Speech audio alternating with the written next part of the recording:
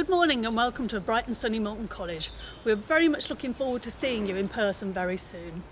I know some of you may be anxious regarding joining us, so I wanted to alleviate any fears that you might have. We've worked hard at Moulton to ensure that we have a safe environment for you, and we've strictly followed the Department for Education's guidance in terms of how we've planned for our students to return to the college. You'll know we've been awarded the government's Good to Go stamp of approval, and we are confident that we have done all that we can to ensure that you are able to enjoy safely the many facilities we have here. We've timetabled appropriately to ensure that students remain in bubbles, classrooms will be laid out appropriately, and we will restrict movement around the college as much as we possibly can. In most cases, whilst going around the college, we will have a one-way system in place.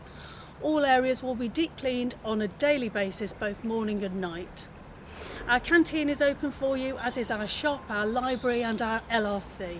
We are, however, asking that in communal areas, face masks must be worn.